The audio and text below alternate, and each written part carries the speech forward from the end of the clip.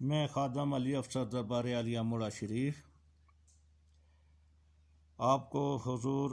حضرت قدس شہباز طریقہ زبدۃ العارفین امداد السالکین سلطان العاشقین شیریہ غازی غوث زماں قطب دوران قیوم وقت منبع جود و عرفان فخر الاولیاء مفسر قرآن نائب رسول صلی اللہ علیہ وآلہ وسلم تاجدار موڑوی اعلی حضرت الحاج حضور پیر ہارون رشید صاحب رحمۃ اللہ علیہ نے جو قرآن پاک کی تفسیر بیان فرمائی ہے اور تعریف فرمائی ہے 5 جلدوں میں، تو وہ پہلی جلد میں سے سورۃ بقرہ کی پہلی جلد میں جو ہے وہ میں آپ کو پڑھ کر سناؤں گا، آیت نمبر 6 اور 7۔ حسب اجازت خادم اسلام امیر سلسلہ عالیہ نسبت رسولی صلی اللہ علیہ وآلہ وسلم غوث زماں قطب الارشاد منبع جود و عرفان پیر طریقت رہبر شریعت نائب رسول صلی اللہ علیہ وآلہ وسلم جناب الحاج پیر ڈاکٹر غلام محمد گور نذیر گور صاحب مدد اللہ علی سجادہ نشین مرکزی دربار عالیہ موڑا شریف کو مری۔ الحمدللہ، اللہ تعالیٰ کا لاکھ لاکھ شکر ہے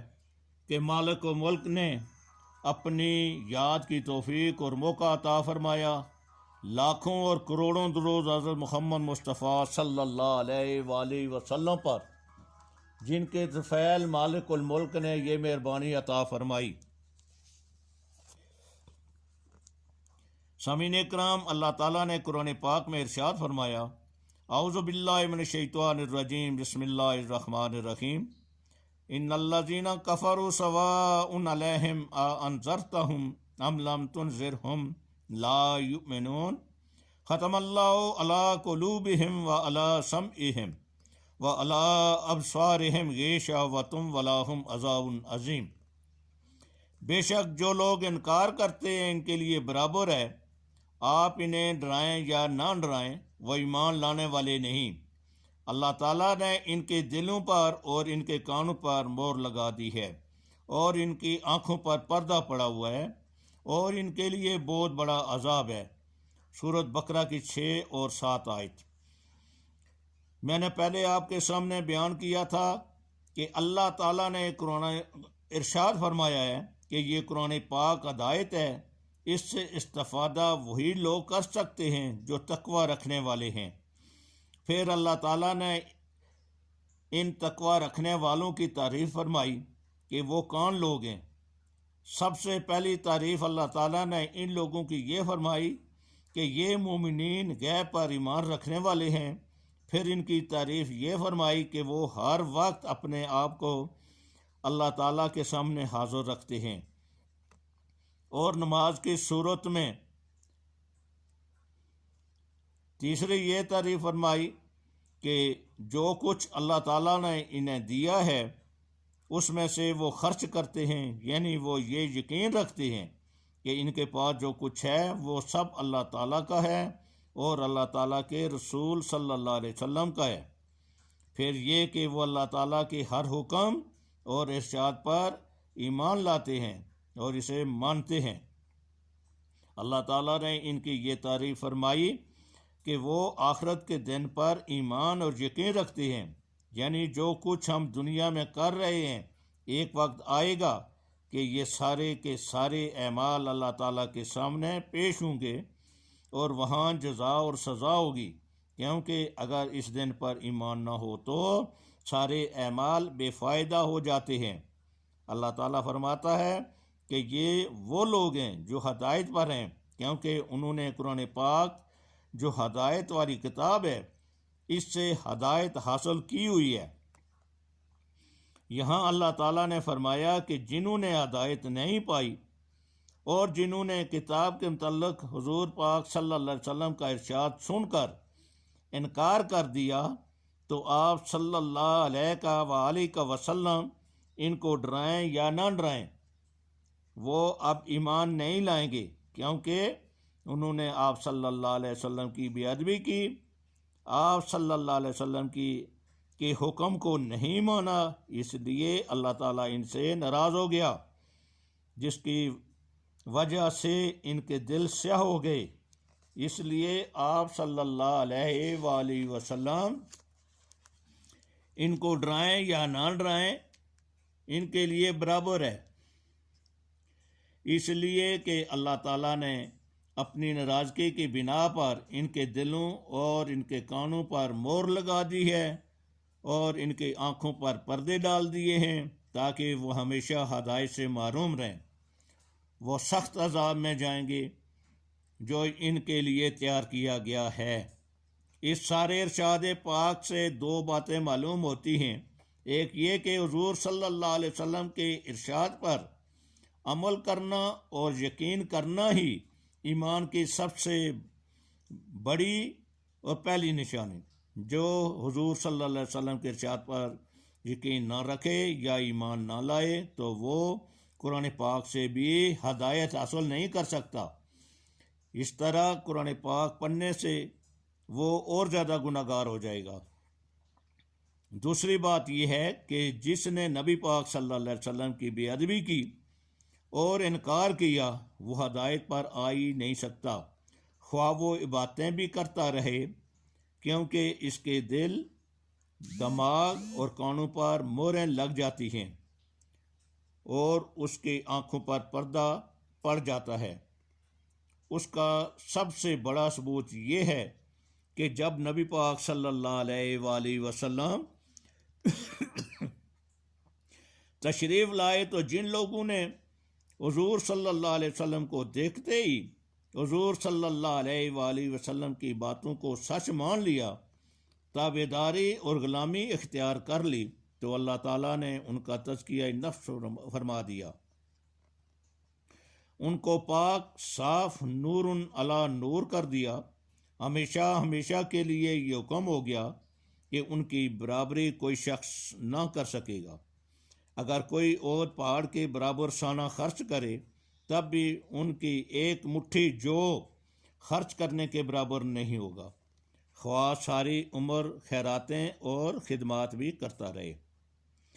کسی نے شیخ عبد القادر جیلانی رحمۃ اللہ علیہ سے پوچھا کہ جناب آپ رحمۃ اللہ علیہ سید جیلانی ہیں اور ولایت کے انتہا درجے کو پہنچ گئے ہیں، آپ کا درجہ تو صحابہ رضی اللہ تعالیٰ عنہ کے برابر ہو گیا ہوگا۔ انہوں نے فرمایا کہ کوئی ولی ولایت کے انتہائی درجے کو بھی پہنچ جائے تو وہ نبی پاک صلی اللہ علیہ وسلم کے صحابی رضی اللہ تعالیٰ عنہ کے گھوڑے کے سم کی مٹی کے برابر بھی نہیں ہو سکتا۔ یہ درجہ اس لیے حاصل ہوا کہ وہ رسول اللہ صلی اللہ علیہ وسلم کو دیکھتے ہی ایمان لے آئے اور غلامی اختیار کر لی، جبکہ دوسری طرف ابو جہل اور ولید بن مغیرہ تھے جو عالم اور فاضل تھے، جن کے علم کا چرچا سارے عرب میں تھا۔ انہوں نے نبی پاک صلی اللہ علیہ وسلم کی باتوں کو سنا مگر انکار کر دیا اور ہمیشہ کے لیے جاہلوں کے سردار بن گئے۔ یہ ساری کائنات ایک کھلی کتاب ہے جو درس دیتی ہے ہدایت کا، اللہ تعالیٰ کی وحدانیت کا، اللہ تعالیٰ کی ربوبیت کا۔ یہ سب کچھ دیکھتے ہوئے بھی وہ لوگ کوئی فائدہ نہیں حاصل کر سکے، تو نبی پاک صلی اللہ علیہ وآلہ وسلم کی ذات پاک سے کیا فائدہ حاصل کرتے؟ جب انہوں نے آپ صلی اللہ علیہ وسلم کی توحید پر مبنی باتوں کو سنا تو انہوں نے آپ صلی اللہ علیہ وسلم کو اذیتیں دیں اور کوئی ایسی تکلیف نہ چھوڑی جو حضور صلی اللہ علیہ وسلم کو نہ دی ہو۔ گالیاں بکیں، پتھر مارے، غرض ہر قسم کی تکلیفیں دیں، اس لیے کہ وہ نبی پاک صلی اللہ علیہ وسلم کی حقیقت کو پہچان نہ سکے، اس حقیقت اور نورانیت سے وہ استفادہ نہ کر سکے۔ اللہ تعالیٰ نے فرمایا کہ تم دیکھ رہے ہو کہ وہ دیکھتے ہیں مگر وہ نہیں دیکھ سکتے، بظاہر وہ دیکھ رہے تھے مگر حقیقت میں وہ نہیں دیکھ رہے تھے کہ جس سے وہ استفادہ کر سکتے اور جو دیکھنا ان کے لیے فائدہ مند ہوتا۔ نبی پاک صلی اللہ علیہ وآلہ وسلم کے ارشاد پر عمل کرنا اور اس میں ایک بال برابر بھی شک نہ کرنا ہی ایمان کی بنیاد ہے۔ جو لوگ شک کرتے ہیں ان کی مثال اس طرح ہو جاتی ہے کہ جس طرح کے الٹا برتن کہ جس میں اگر کوئی چیز ڈالی جائے تو وہ باہر آ جائے گی۔ انہیں اچھی چیز بری لگتی ہے اور بری چیز اچھی لگتی ہے۔ یہ ساری کیفیات اور حالات اس زمانے کے ہیں، لیکن اس زمانے میں جب نبی پاک صلی اللہ علیہ وسلم کے ارشادات پر عمل کرنے کا حکم پڑھ لیا، سن لیا اور ایمان بھی لے آئے، پھر بھی عمل کرتے ہوئے تکلیف پیش آتی ہے۔ اس پر عمل کرنا بہت مشکل نظر آتا ہے، اور ایک پیسہ بھی اللہ تعالیٰ کے راستے میں خرچ کرنا بہت مشکل معلوم ہوتا ہے۔ اس کی کیا وجہ ہے؟ باوجود ایمان لانے کی یہ کیفیت کیوں ہے؟ اس کی وجہ صرف یہ ہے کہ وہ ایسا وقت تھا کہ جس وقت نبی پاک صلی اللہ علیہ وسلم کی زیارت سے ہی انسان کا تزکیہ نفس ہو جاتا تھا۔ جو سرور اور کیف اس سے حاصل ہوتا تھا وہ ساری مصیبتوں اور تکلیفوں سے زیادہ پیارا ہوتا تھا۔ اللہ تعالیٰ کے راستے میں پہنچنے والی کوئی تکلیف محسوس ہی نہیں ہوتی تھی، لیکن اب شیطان اور نفس کی وجہ سے انسان کے دل سیاہ اور زنگ آلود ہو گئے ہیں۔ زنگ کو دور کرنے کے لیے جو دعا اللہ تعالیٰ نے انسانیت کو عطا فرمائی وہ یاد الہی ہے۔ اگر ایسی ہی کیفیت انسان پیدا کرنا چاہے جو نبی پاک صلی اللہ علیہ وسلم کے غلاموں کی تھی کہ اللہ تعالیٰ کے راستے میں ہر چیز قربان کرنا اپنی سعادت مندی سمجھتے تھے، اللہ تعالیٰ کے راستے میں جو مصیبت بھی آئے اسے اپنی خوشی سمجھے اور اسے اپنی دولت سمجھے، اس کے لیے ہر قربانی دینے کے لیے تیار ہو جائے، تو وہ کیفیت پیدا کرنے کے لیے ضروری ہے کہ اللہ تعالیٰ کی یاد اس کثرت سے کی جائے کہ دل کے اندر نفس اور شیطان کی وجہ سے جو زنگ اور سیاہی ہے وہ دور ہو جائے۔ لیکن اگر وہ دور ہو بھی جائے تو اس سے پھر پیدا ہو جانا ہے شیطان اور نفس کی وجہ سے، کیونکہ یہ دو دشمن ایسے ہیں جو ہر وقت داؤ میں لگے ہوئے ہیں اور ہر وقت انسان کے خون میں موجود ہیں۔ پھر ہر وقت ان سے بچنے کے لیے کیا ضروری ہے؟ اس کے لیے نسبت رسول صلی اللہ علیہ وسلم کی ضرورت ہے،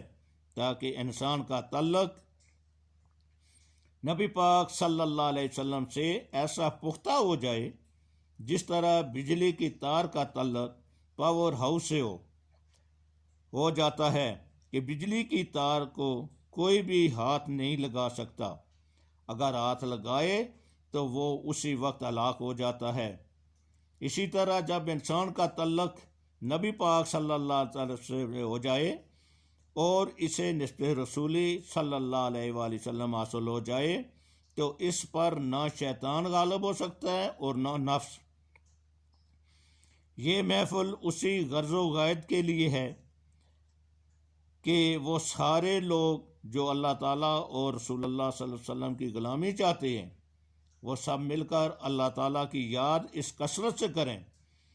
کہ ان کے دل صاف اور منور ہو جائیں، ان کے سینے نسبت رسولی صلی اللہ علیہ وسلم سے روشن ہو جائیں، اور اس نسبت رسولی صلی اللہ علیہ وسلم کی برکت سے وہ اللہ تعالیٰ کے راستے پر قائم رہیں، دانوں جہانوں میں سرخرو اور سرفراز رہیں، اور دانوں جہانوں کی کامیابیاں انہیں حاصل ہوں۔ اسی خیال سے یہ فرمان سنیں، سمجھیں اور اس پر عمل کرنے کے لیے اللہ تعالیٰ سے توفیق مانگیں۔ اور ساتھ ہی میں آپ کو یہ بھی بتاتا ہوں کہ 27-28 فروری اسی مہینے جو ہے نا 27-28 تاریخ ہے، حضور پیر صاحب کی پہلی برسی ہے، اور خود بھی قرآن پاک پڑھیں، پڑھائیں بھی، اور جمع کر کے دعا میں ضرور شامل ہوں، اور اس پیغام کو شیئر بھی کرتے جائیں۔ وما علینا الا البلاغ المبین۔